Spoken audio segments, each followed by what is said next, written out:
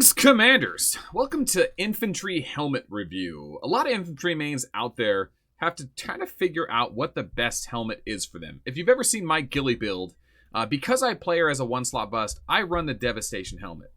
But statistically speaking, it's actually a very bad helmet. It's not very good. The reason I say that is because it's just stat for stat. It just doesn't give you much. If you take it to level 50, what are you getting per level? So this is how I like to calculate stats on gear, okay? Usually helmets have the most stats available to benefit or lose from. So if it's a 40% stat, I look at it as a 4% per level. And then when you look at things like penetration and damage reduction, I kind of count those as 1% as well, just because they're 10 times more potent. It's just kind of an equation I use in my head. So when you look at the Devastation Helmet, you see total attack 40% at level 0, okay? So every level it goes plus 4, right? So that's 4% per level just from the attack. But then you lose 8% defense and HP. Now normally those are 10% stats. I count that as 1% each. So you gain plus 4, you lose minus 2. So your net gain per level is about 2% per level, but it specifically goes to your attack stat, which I like, okay? Because at level 30 or something, it's what, like 160%? That's a lot of attack. Now, you lose a lot of defense and HP. You lose a lot of survival. So if you're strictly a one-slot bust commander just trying to score points in battles and PvP and in Galactic Battle, that's fine. But you're not going to do very well in Peak and All-Star and Full Marches. Okay, so what are your options and what are you sacrificing? Well, you got to remember, in the current meta, there's 3 infantry builds. There's the Penetration Hubarian build, there's the Neko and Ghillie attack builds with Titans, and then there's the Stella tank builds. Really, it kind of comes down to the weapons. Stella's using the Truth, Ghillie's using Titans, and then Hubarian's using Wild Roses for penetration, okay? So when it comes to helmets, though, you have to decide who's going to use the Devastation Helmet. Well, really, not Stella. She's getting all of her damage from tear space. And then Hubarian needs penetration in the helmet. So he has to run the Airship Helmet. So it's like, does Ghillie and Neko have to run this helmet? What are our choices? Well, let's scroll down. We can take a look at the Eye of Abyss. Total crit damage, so 3% per level there. Total accuracy in the front row, 3%, but really 1.5% because it's only buffing half your army. And then you're losing 8% per level or 1% per level on HP. So in reality, you're only getting like 4.5% per level to bonus stats. And 3% of that, 1.5% of that is accuracy, which is fully mitigated by Gemini and Sagittarius, which is a must-have for this build, as well as non-violent resistance. You're going to trigger a guaranteed hit half the time with Ghillie or Neko. Okay, so you don't really get full accuracy or value out of your accuracy all the time. And if you don't trigger your sniper and non-violent resistance, you don't get much value at all. Because even if you do land the hit, with tier 12 attack troops, yeah, you get a shield out of it. But there is some value. It's not 0, but sometimes it's 0. Because if you land the guaranteed hit, the accuracy does nothing for you. Now, crit damage isn't that valuable either, because pretty much everyone's running Crit Wither. You have to run it in the current meta because it works against everything except tear space and spell damage, which is the tier 12 tank builds and Elf, okay? So everyone's running Crit Wither, so you're not really going to get value out of that crit damage unless you have a lot of crit stacked up. And you could if you have the Overlord pants, but take that into consideration here. The Sui helmet doesn't get really factored here because that's specifically for Sui gear. But then you have your Gift of the Valkyrie. Pure hit points, okay? Really great survival. A max one gives you up like 600% HP at level 50, but you also have to consider you'll lose at least 30% attack. Not that big of a deal if it's a perfect roll, but you're missing out on other stats. But you have the potential here to get 10 or 9.5 stats per level, but in the worst case scenario, you get 5 stats per level. Okay, so depending on your Valkyrie roll, it can be twice as good if you have a good one. But up to 9% per level or 9.5% per level. It's actually very good if you need HP. Who needs HP and survivability? Well, Hubarian does, but like I said, he needs that penetration helm to get that 100% sweet spot.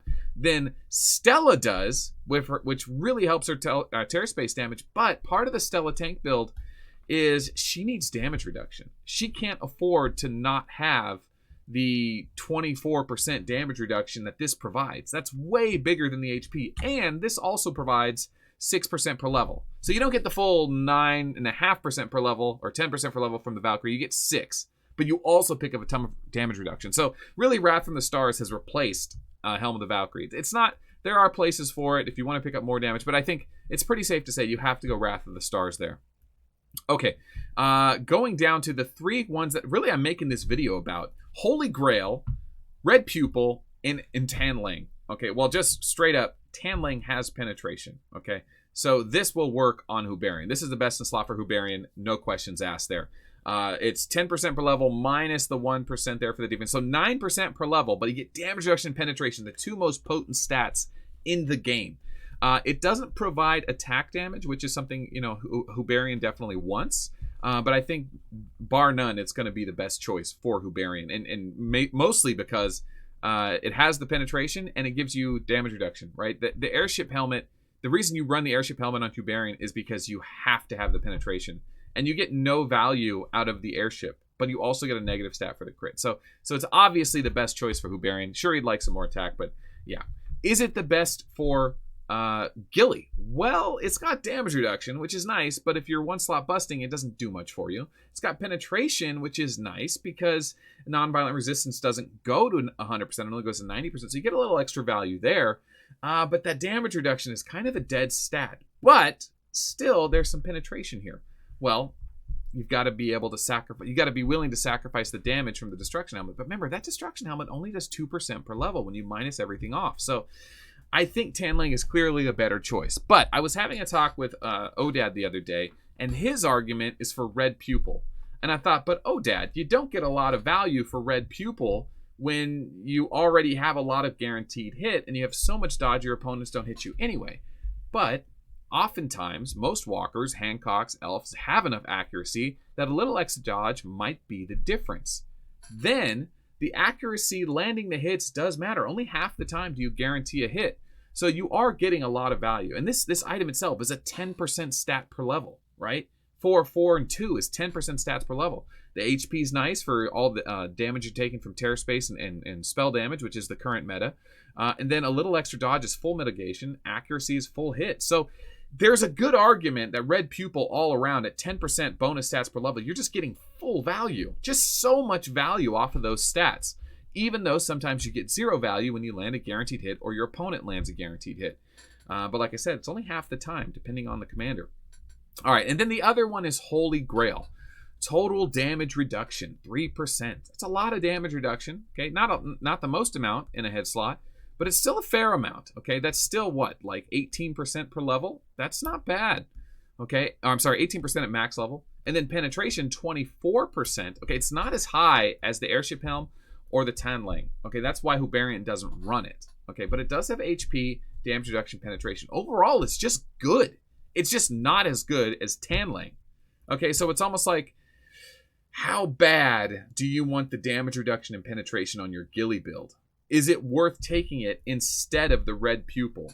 Odad thinks otherwise, and I kind of want to agree with him, because even in a 1-slot bust, you're going to get value out of Red Pupil. In a full march, you're going to get value out of Red Pupil. But in a 1-slot bust, you may not get any value out of that total damage reduction. You may not get any value out of the HP because you're not going to be hit or dodged.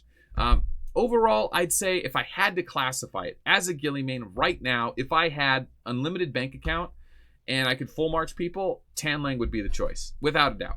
Odad thinks that it should be the Red Pupil. I personally think it should be the Tanlang. I just love the damage reduction and penetration. I think it's amazing.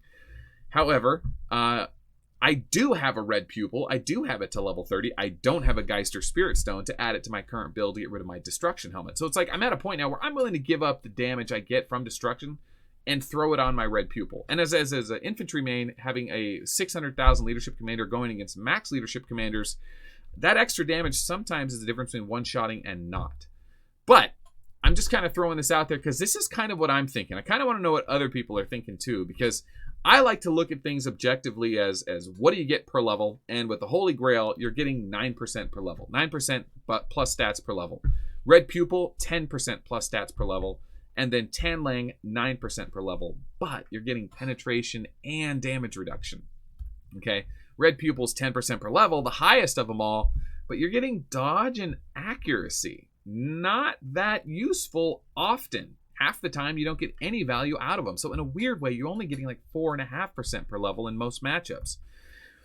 Holy Grail, on the other hand, you pretty much get full value out of it in a full march every time. So I don't know. Maybe Tanlang, Holy Grail, Red Pupil. I don't know. It's a tough matchup.